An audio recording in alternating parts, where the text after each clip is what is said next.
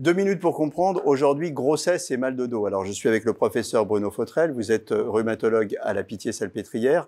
Grossesse, mal de dos, c'est un rapport? C'est un rapport, bien sûr. Le fait d'avoir un bébé qui se développe dans le ventre va modifier, d'une part, la statique de la colonne, le centre de gravité. Donc, on va avoir une étude beaucoup plus lordosée, c'est-à-dire cambrée, que sans la présence de l'utérus et du fœtus.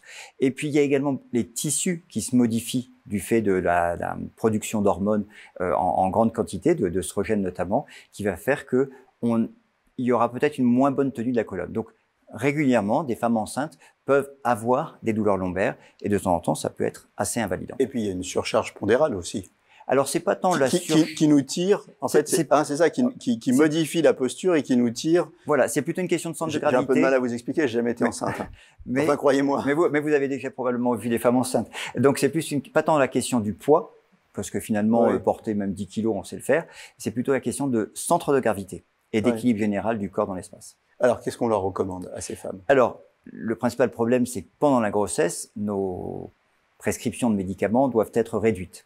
Les antalgiques, type paracétamol, sont tout à fait utilisables. Les anti-inflammatoires sont utilisables surtout en début de grossesse, mais après, il faut plutôt les éviter. Donc, on va surtout insister sur des mesures physiques, la chaleur, sur des postures, sur un petit peu de rééducation. Pour essayer d'adapter une gym douce. Exactement, adaptée. De temps en temps, on se retrouve dans des situations compliquées avec la nécessité de faire par exemple des infiltrations. Donc chaque patiente va se gérer, c'est pas très fréquent, mais chaque patiente va se gérer un petit peu sur mesure. On n'a pas une technique, mais c'est un moment qu'il faut accompagner parce que effectivement les douleurs peuvent être importantes. Voilà, vous attendez un bébé, c'est un moment formidable. Faites attention à votre dos, prenez-en soin.